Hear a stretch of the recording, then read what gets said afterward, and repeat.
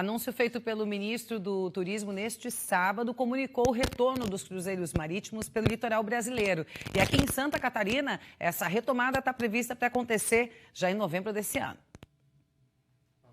Sábado pelo ministro do Turismo, Gilson Machado. Após a publicação da portaria, a Anvisa, a Agência Nacional de Vigilância Sanitária, deverá elaborar uma norma com os protocolos sanitários. As viagens precisam respeitar as regras de cada cidade onde os navios ancorarem. Em Santa Catarina, a rota que se prepara para a volta dos cruzeiros tem 3 cidades, todas no litoral norte: Porto Belo, Balneário Camboriú e Itajaí.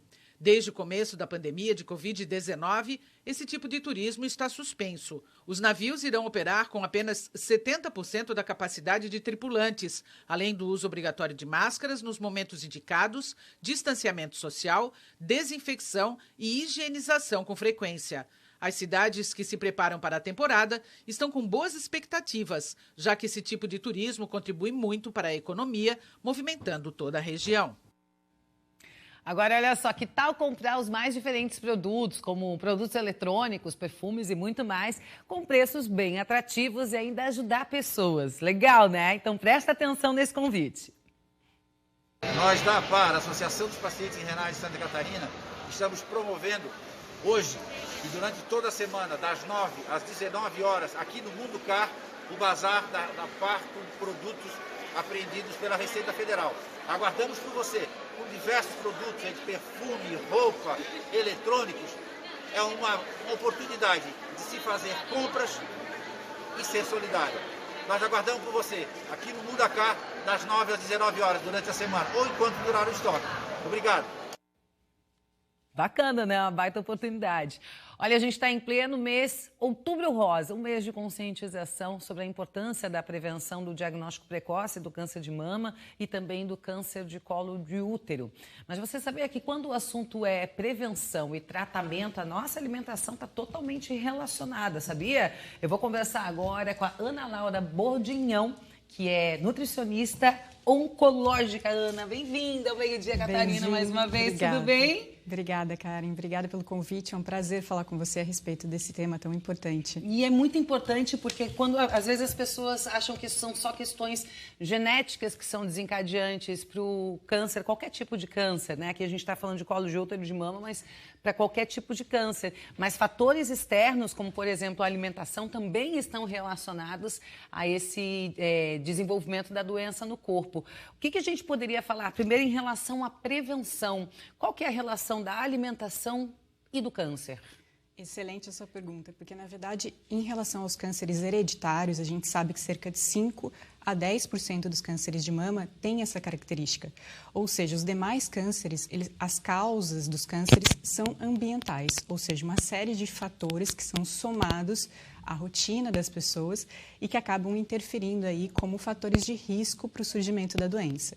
Então, pensando na alimentação, que é um fator que corresponde aí cerca de 50%, 30% pela obesidade e mais aí um grande percentual pelos hábitos de vida, a gente tem aí uma grande ferramenta, uma grande possibilidade de modificar aí os nossos hábitos e utilizar isso como uma estratégia anti-câncer.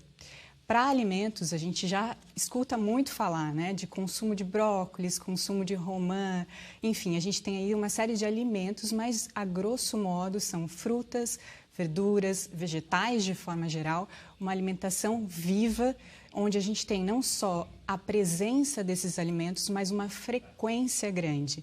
Então, esse seria o mais importante. Muitas vezes a gente fala de determinados alimentos, mas mais importante é que eles estejam frequentemente presentes na nossa alimentação. Quando a gente fala, você mencionou a questão da obesidade, né? Não é só o fator, é porque a pessoa está acima do peso, então ela pode ter uma maior propensão a desenvolver o câncer. O fato não é estar acima do peso, mas sim o que levou ela a ficar acima do peso. Então, assim, para que as pessoas entendam melhor por que essa questão da alimentação, o que acontece no nosso corpo, como quando, por exemplo, a gente consome muitos produtos enlatados, muitos produtos gordurosos, quando a gente se alimenta daquilo que todo mundo teoricamente já sabe, o que é bom e o que é ruim, o que acontece dentro do corpo que lá na frente pode ser um fator desencadeante para o câncer? Exatamente. Essa alimentação mais industrializada, ela acaba favorecendo um perfil de resposta imunológico mais inflamatório. Então, na verdade, essa condição que a gente associa à obesidade, ela não necessariamente está relacionada só à obesidade. Eu posso ter um indivíduo com um peso adequado, mas ainda assim com uma alimentação altamente inflamatória. Então, por isso a importância da gente incluir alimentos vivos que tenham um perfil totalmente contrário e vai modificar o nosso perfil de resposta imunológico, consequentemente gerando esse papel preventivo que a gente tanto busca. E quando a gente fala de pessoas que já receberam um diagnóstico, qual é a primeira coisa que precisa, a primeira providência que precisa ser tomada quando a gente fala de diagnóstico de câncer e alimentação? Bom, quando a gente fala desse processo do diagnóstico, o mais importante é realmente que essa pessoa busque por um nutricionista para que ela tenha orientações mais individualizadas. Nós temos diversas orientações generalizadas relacionadas ao câncer e esse papel da alimentação saudável de fato é fundamental. Mas quando a gente individualiza, a gente entende qual é o tipo de câncer de mama, já que existem inúmeros tipos, qual é a forma que esse câncer de mama utiliza para a proliferação celular. Então, a gente consegue também casar essas informações, qual é o tipo de tratamento, o tipo de medicação que essa pessoa vai utilizar e como que a dieta pode ter um papel auxiliar nesse processo, individualizando e tornando aí os resultados de desfechos melhores, claro, combinado ao tratamento.